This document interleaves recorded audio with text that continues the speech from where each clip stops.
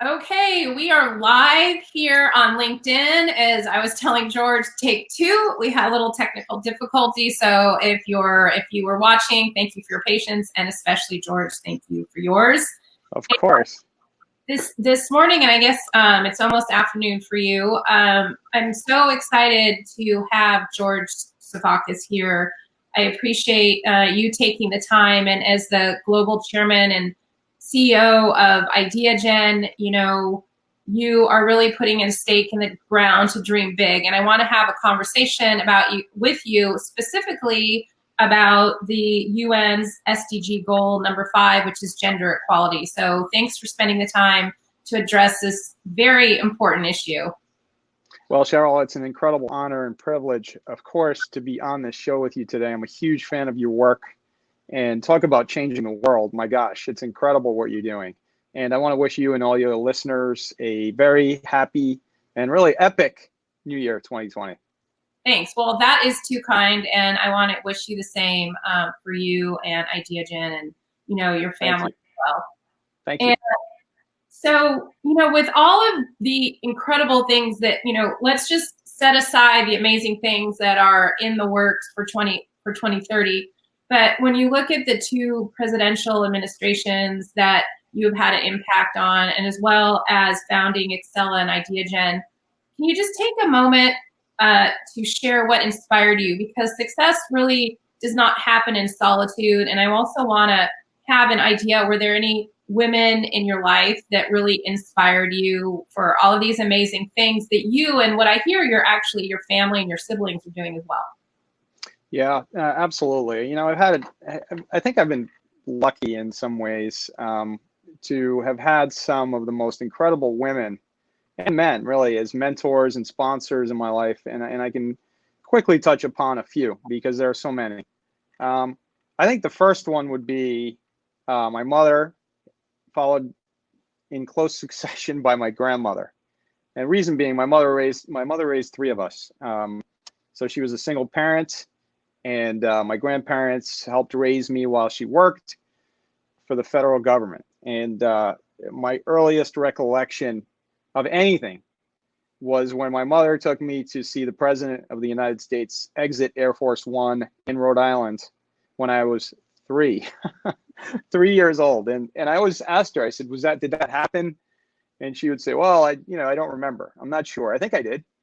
But there was never that certainty that it really happened. So I did some research, and it ended up being really my earliest memory of anything, watching a president come off the stairs. It was dusk, and I was hanging onto a chain link fence, watching through the fence the president exit. It was President Nixon, 1972, and I'm dating myself, but over 50 and huge supporter of AARP, and we can talk about that later. But my grandmother, another incredible inspiration. She worked so hard to help raise me, to really support the family with my grandfather. Always had a dream of owning her own business. And I think one anecdote is, well, I love my grandfather. He was incredible, and he was such a hard worker and all of that. But he never really encouraged her to follow that dream of starting her own business. And when my wife said to me 3 years ago, I'd like to start my own business, I supported her wholeheartedly, and she has created such an incredibly successful business. It's now on the cusp of franchising with hundreds of stores. So that inspiration and that mentorship and sponsorship, in addition to a gentleman who it was a gentleman, former Congressman Louis Stokes, who was chairman of my board for many years, and another inspiration. He too was born in a single parent family. Maybe there's a great parallel there, but he used to talk about how his mother inspired him and his brother to work with their head so they didn't have to work with their hands. Mm-hmm. And so I feel blessed. I feel like, my gosh, it's all about hard work. There really are no shortcuts. And like we tell our kids today, nothing just happens. Nothing happens without a lot of hard work. So I continue to work really hard, and I'm happy to talk about that as well later in this interview. Yeah, so one thing I just wanted to touch on that. So we're talking about gender equality, and specifically gender equality right now in the workplace. I know gender equality is more of a global issue, but specifically that. And it's for, specifically, for women, they're male allies. And I want to commend you for being a male ally, but also who else are the benefactors when women are empowered? It is great for us to be empowered and for women to be empowered. But for example, for your wife and her business, who else benefits? And for all the amazing work that for the women in your life, and so who else is going to benefit? Oh, well, I can tell you from firsthand that who benefits: the community benefits, society benefits, families benefit, friends benefit. It goes on and on and on exponentially. Let's look at Adriana, my wife's business. I mean, she's got a whole team of employees that benefit. She has created an incredible work culture. She's brought a taste of Italy to Washington, D.C. So the community benefits with the products and services that she's brought to the community in Old Town Alexandria, Virginia. And so I think when you empower a woman, or a woman starts a business like our partnership with Women in Cloud, profound, to create $1 billion of economic impact across the planet, together with our partners at Microsoft who are presenting us globally. I mean, you can see the impact when a women-owned business scales. There's nothing better, and is nothing that can have more impact. Jamie Dimon with JP Morgan, he stood up years ago for he for she. I think men have to play a role in this, leveling the playing field. And I feel really passionate about the issue. And do you mind if I stop you right there? Yeah. When you say men need to play a role, what do you mean? Can you be a little more specific? Yeah, men can and should play a role in helping to acknowledge the importance of empowering women and girls through education, through scaling their businesses, through providing opportunities together. We're not in this alone. We're all in this together. I mentioned my grandmother's dream, right? What if someone told her, you know what, Bessie, you can do it. You can do it. And imagine then how many touch points and how many lives she would have had an impact on.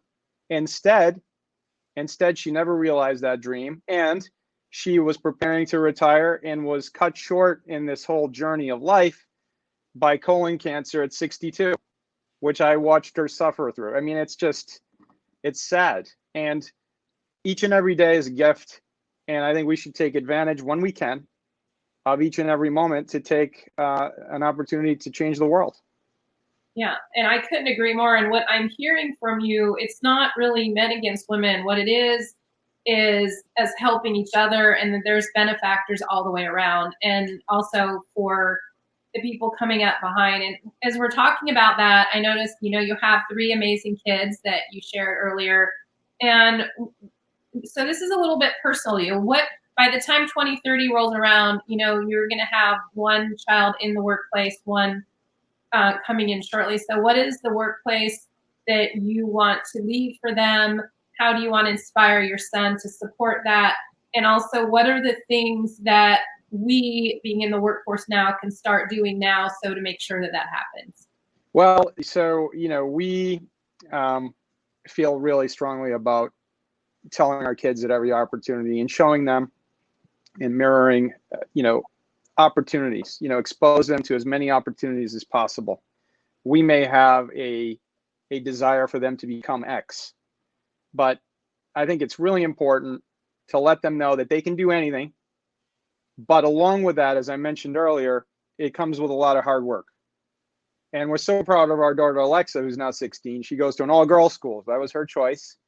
And I think it's an opportunity to be around other young ladies who are in that formative stage to help see and visualize a future where women can do anything, literally. And teaching our son, George, to understand that as he goes through this pathway of life, that he needs to be cognizant of supporting, again, because we're all in this together, all of his colleagues, men, women, etc., so that we can have a better planet. Time and time again, study after study, will show that when women are empowered, especially on the economic empowerment component, and of course, vis-a-vis education, that society benefits, and the benefits are exponential. I mean, that's a certain fact. So I'm proud to be able to tell our kids, along with my wife, who's another incredible role model for these kids, to watch their mother working and starting a business and creating a successful business. By the way, nothing's easy. Absolutely nothing is easy. I'm not going to tell you that anything is easy, but I can tell you that there's great rewards when you're able to follow your dream. Yeah. And it seems like it's going to take, it's just going to take support from all ends. And it seems like a lot of people can benefit when women are supported in the workplace. And so I do want to bring up the goals for Ideagen, the UN Sustainable Development Goals. And I wish we had time to talk about all of them, but I do want to say I commend Ideagen's commitment to all 17. When it Yes. comes to goal number 5, which is gender equality, can you describe the process a little bit? I'm aware of all these goals and the things that are going to transpire by 2030, but can you give us a little window into that behind the scenes and how you plan on making that happen? Well, it's the baseline is awareness. What strikes me is the lack of awareness really throughout society on the goals themselves. We all talk about, there should be equality, there should be a level playing field and all this. The goals are great. The goals are profound because the goals were agreed to unanimously by all of the member states of the United Nations. One of the only times in the history of the UN where you had unanimity on something so profound like these 17 goals. I encourage everyone to go to our website at idea-gen.com, idea-gen.com. We have a link to the web to Sustainable Development Goals and to see what these goals stand for. We all want clean water. We all want access to energy. We all want to eradicate poverty and extreme poverty, of course. We all want equality. So, there's no disagreement, obviously, as is demonstrated by the fact that all the member states agreed to these goals. So for us at Ideagen, every summit, every podcast, our magazine, everything we do, our e-membership is focused on awareness and helping to connect the dots to achieve the goals by 2030. By the way, we're in our countdown now. It's 2020, there's 10 years. And I think we can achieve the goals if A, you have awareness, and B, you have a commitment by folks from across the world and across this planet to change the world. Right. And that's going to take all of us, like me and you and everyone listening, everyone doing their part.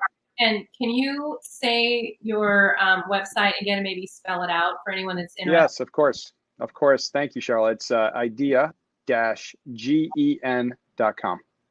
Okay. And what are the ways that people can specifically become aware, and what can they do once they get there?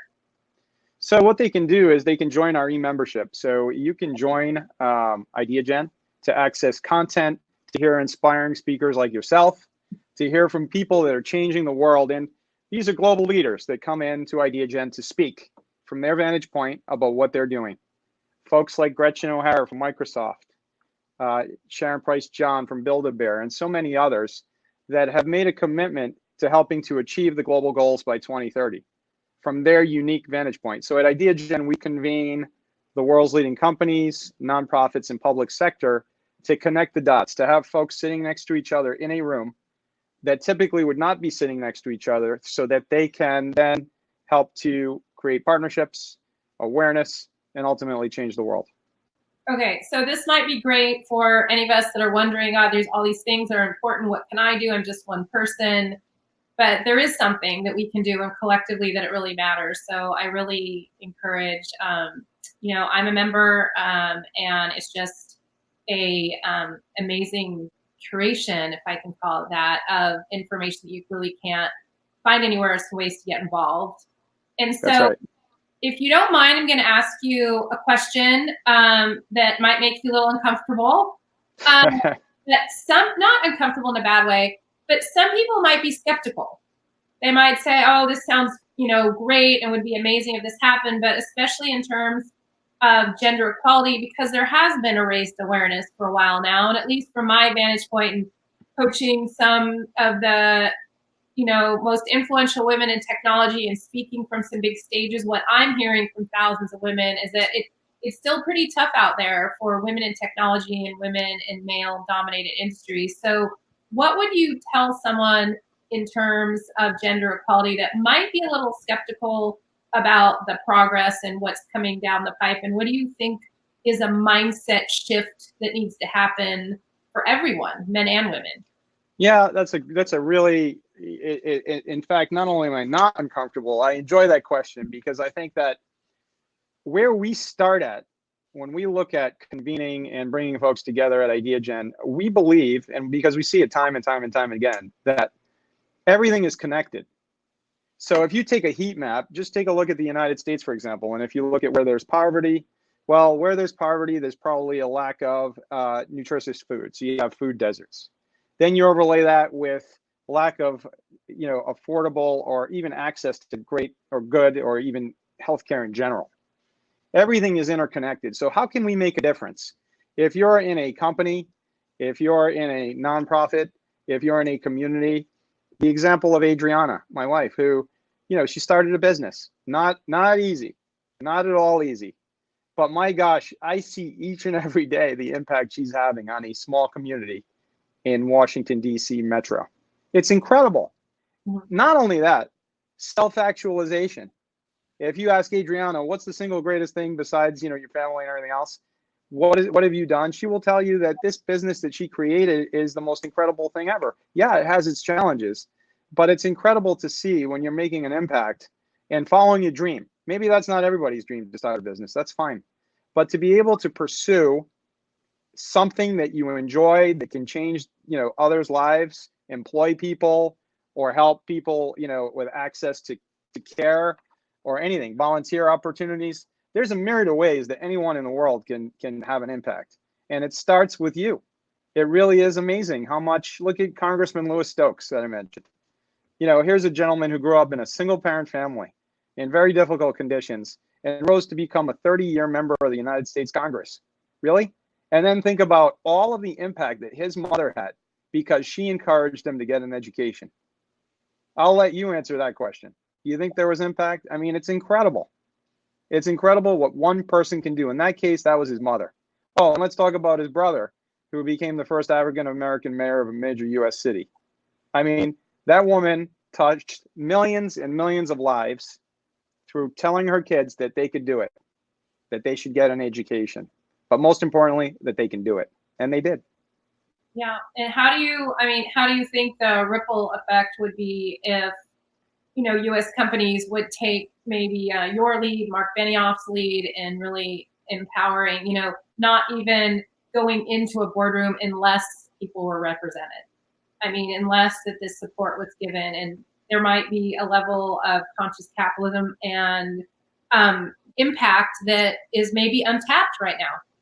Right. Well, I think you saw with the redefinition in the sense of what a business's responsibility is, led by incredible leaders like Alex Gorski at Johnson & Johnson, who's certainly demonstrated that the empowerment of women is critical to the success of companies like Johnson & Johnson, and Satya Nadella and Microsoft, and so many others, like you mentioned, Mark Benioff, and I'll throw in Jamie Dimon as well, who we obviously know that has stepped into really leading on He for She and so many other initiatives to empower women. So I think companies are conscious that supporting and empowering women in their workforce is critical throughout the country and throughout the planet.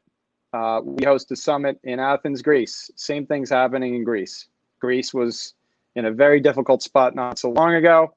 And now, even on the issue of empowerment of women and girls, they're helping to step up and take the lead. So it's really a global paradigm shift. And understanding, again, Sheryl, I think it's really important to note again that we're all in this together, that companies, the public sector, nonprofits all need each other. And you hear that more and more and more, don't you? I love it when we're either at the UN or with a company leader or whoever, and they say, you know what, we can't do it alone. That's true if you're an individual, That's true if you're the biggest company in the world. You cannot do it alone. That's profound. But that gives you the critical perspective that, you know what? We can do something, even if it's in our own neighborhood, in our own small community. There's something you can do to truly help to change the world. Yeah, and I want to really commend that and support you. And what you're doing is creating a platform and a company that is doing just that. So it's been a really great honor to interview you, to spend some time with you. I want to make sure that everyone has that information. Again, go ahead and throw it out there, because a lot of times, I don't know about the listeners, but sometimes me, I'm like, oh, it's just little me. What can I do? But they can go to your website, and there is something they can do. And you want to give that a shout out one more time? Absolutely. So there's really two areas you can go to, idea-gen.com and also Ideagen Summits. And you can see our upcoming summits, and you can join for free to access content from all of our summits, podcasts, Catalyze Magazine, and newly Ideagen TV, which is upcoming. So we're really excited about 2020. Sheryl, thank you for all you're doing to change the world. You are that leader. And without folks like you, there will be no change. Oh, yeah, I appreciate that so much. And we're going to continue the conversation about her impact and the framework that can give women the clarity, the confidence, and the influence to speak up and be heard. I look forward to continuing that conversation. I look forward to seeing you as a fellow presenter up at Microsoft in a couple weeks.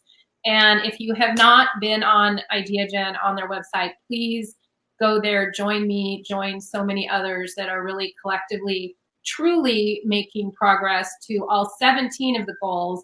And if you're specifically interested in goal number 5, you can really have an impact. Just go check it out. If you have any questions for me, I'm glad to support you or make my content real for you any way I can. It should be up there in the corner at www.SherylKline.com. George, thank you so much. I'm going to let you get back to all of the amazing things you're doing. I appreciate your time and supporting you any way I can. Keep changing the world. Sheryl, you too. Keep changing the world, and thank you. It's an incredible honor. IdeagenSummits.com is the place to go to join Ideagen. Thank you.